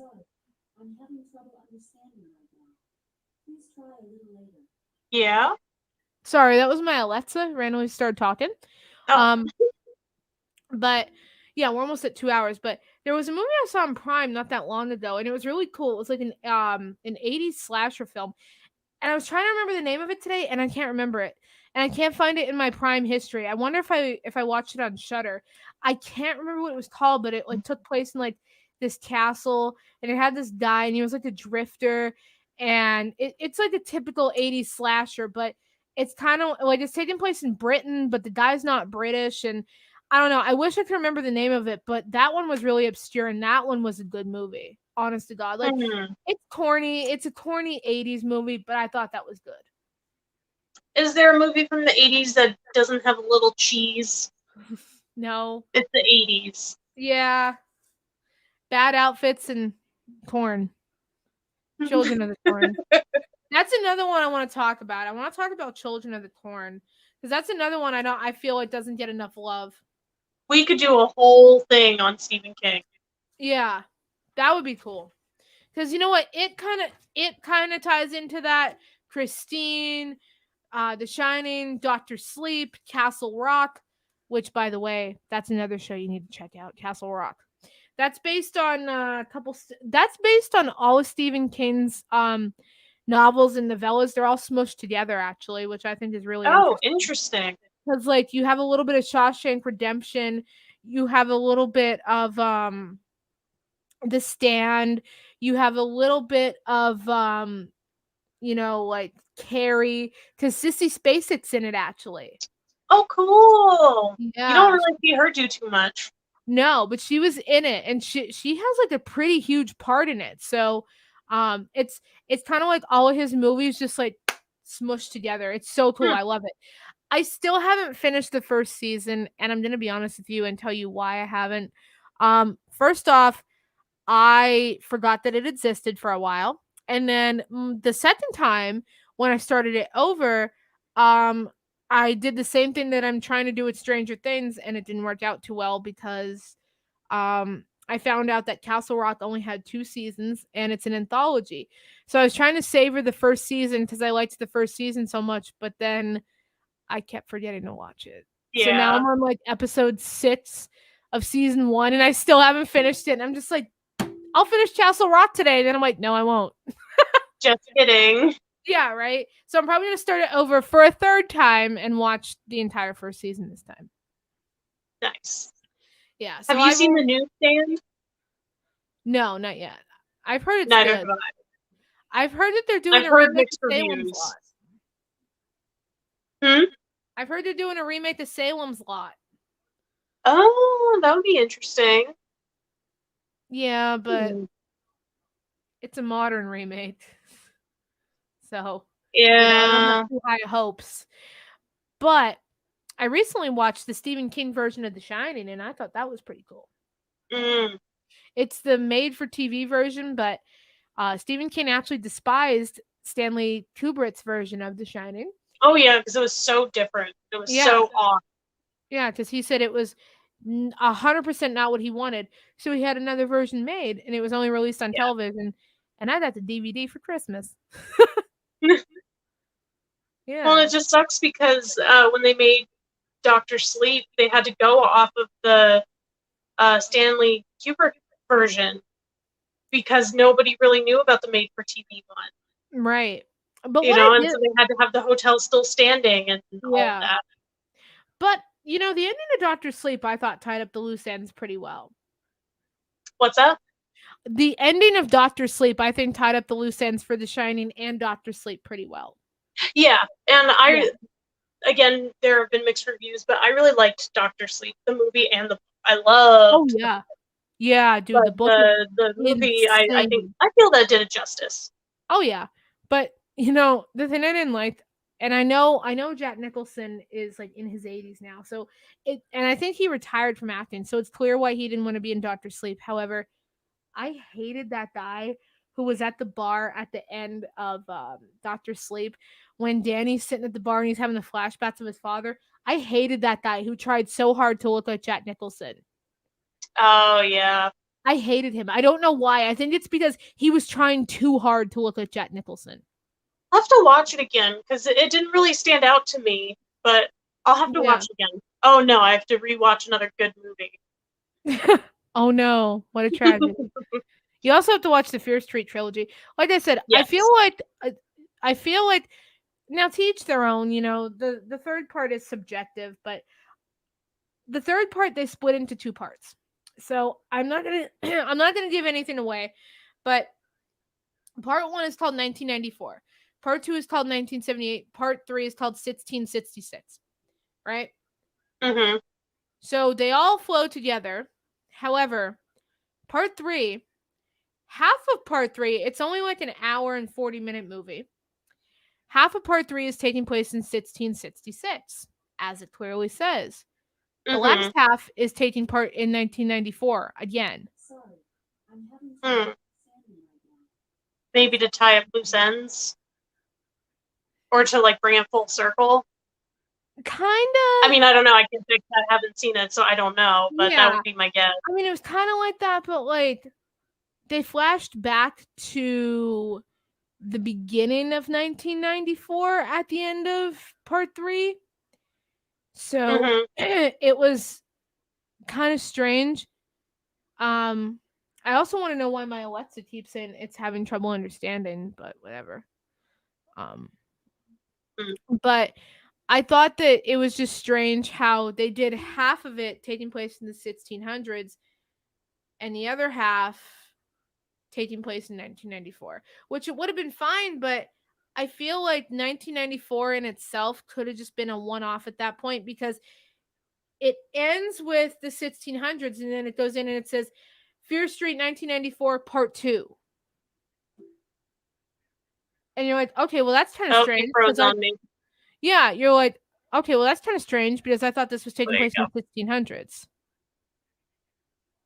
I don't know. It's just like little things, you know what I mean? But I do like how it all flows together. Yeah. However, did you read R.L. Stein's Fear Street books? No. Damn it. Not a lot of people have. That's okay. I used to have the entire collection. However, it's based on Would you recommend me reading those before I watch it? Yeah, but there's only a couple of them I recommend because the Fear Street books are kind of like an anthology in themselves, but there are a couple that tie into the movie, but they say it's based off of them, but it's not really based off of the books. It's like loosely based on it. Okay, gotcha. But I recommend there's a trilogy, and there is The Burning and something else, and they're all in like a box set, and the last one is called The Burning. Now that one ties into 1994, 1978, and the third one. Okay. They all tie in together. They're short books. I think they're only like 180 something pages. They're very short books. Yeah. But I recommend you read those because then that'll make more sense because they talk about Sarah Fear. And if you didn't read the books, that those three in particular, you're not going to know who the hell Sarah Fear is. You're not even going to know what the purpose of Fear Street is. Okay, gotcha. Yeah, but I wouldn't recommend. All right, send those to me in your list as well, and I will get them on Amazon ASAP. Okay, yeah, because I don't recommend trying to read all the books because, as I said, they're all different, and I think there's like 35 of them. So, but I mean, you know, not that that's a bad thing, but they're all based on different occurrences that they don't cover in the movie. Okay, yeah, just send me the ones I need to read. All right, cool. Yeah, I'll do that. All right, and in the meantime, I gotta go and take more pain meds for my tooth because it wants to kill me. I finished my iced tea almost 20 minutes ago, so I gotta get a drink. I gotta get a drink before my tongue falls off. I mean, if you want me to, I'll come over and I'll just pull out that tooth for you. I feel like that'd be less painful. And cheaper. Hey, you don't even have to pay for it. I do it free of charge. Free of charge. No, I think I'll have a doctor do it. I'll be lame. Yeah, plus, I'm not sure if, you know, Boy would enjoy hearing you screaming and thrashing while I'm ripping out your tooth with no Novocaine. Right. I feel like it would be like the bad horror movie, and then like he just watches it and he's just like, fuck this. He just turns around and goes back. He turns around. He's just like, I'll come back later. Yeah. Yeah. I forgot something in my car. Yeah. He just gets in his car and leaves. Well, if he's watching this, or I mean, if he can hear me, yeah, he'd enjoy that. But yeah, so I don't want to disclose the next topic because I really want to think about it and have us, you know, it'll obviously be in the next week or two because we never go more than 2 weeks without one. But right. I want to make sure that we have our ducks in a row and that I send you these movies to watch. For sure. By the way, I want to do a segment just on Wes Craven because I want to talk about My Soul to Take because, as I said, highly underappreciated movie. Yeah. Well, I mean, we can also include that with our under the radar movies. Oh, yeah, that's perfect. That's perfect. Cool. All right. Well, this is Alonna. And this is Jamie. And this has been a Ghoulfriends podcast production. Stay spooky. See you next time.